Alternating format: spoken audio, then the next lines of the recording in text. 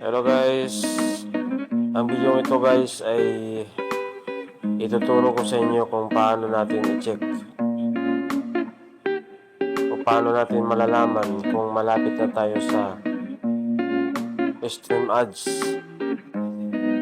So yun guys, umpisa natin. Ang unang puntahan dito guys, punta sa professional dashboard. Pagkatapos yan ay i-click nga ito guys yung my professional dashboard. Click lang yan. Pag nabuksan guys, scroll nyo lang. Hanapin nyo yung nasa baba guys, itong Meta Business Help Center. Buksan to guys. Guys, nandito na. Ang susunod dito guys ay sa tabi ng profile, dalawang guhit na yan, i-click lang yan guys. I-click at tapos ay pupuntahan mo itong get started. So, nandito na guys. Sunod dito ay puntahan mo itong monetize your content. Buksan lang to guys. So nabuksan na guys, nandito na tayo. I-scroll lang guys.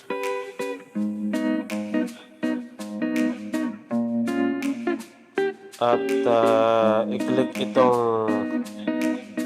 see if you qualify for in-stream ads. Click lang ito guys. I-scroll lang guys, tapos i-click mo itong start earning. Buksan lang guys. So, nandito na guys, scroll lang at hanapin mo na yung pangalan ng iyong ano guys, kung ano yung ginagamit mong Facebook. Pag nandiyan na kayo guys, i-click mo lang dyan kung alin dyan ang ginagamit mo. So i-click ko ito guys sa nasa taas kasi ito yung ginagamit ko.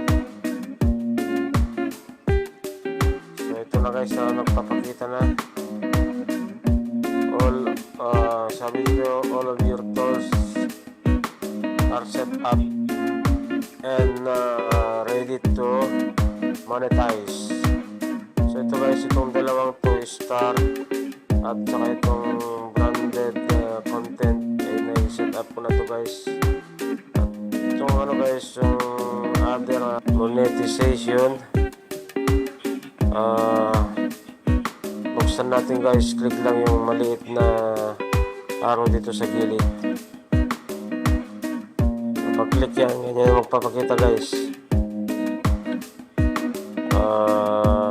In stream ads,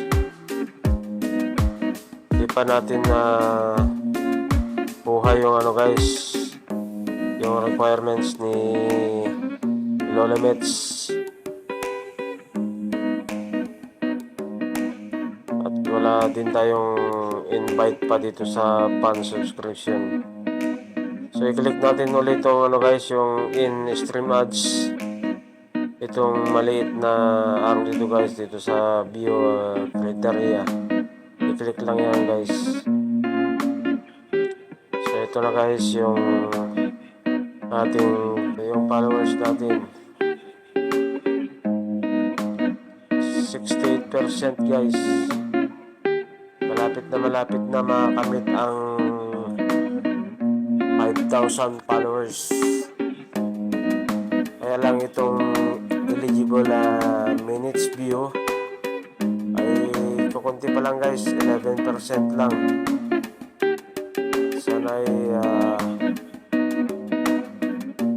pagtyagaan nyo guys na mapanoorin mga video ko para naman tumaas itong minutes view, para madali ko lang ito guys. Kaya hinihingi ko yung tulong ninyo. At dito guys, active videos, naka-green guys.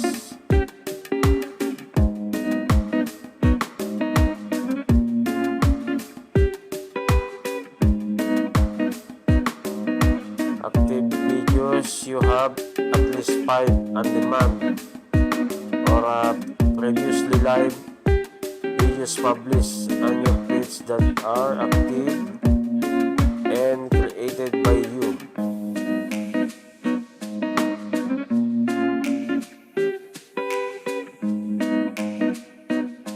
Ito na ngayon guys. Sana may natutunan kayo sa video yung ginawa ko.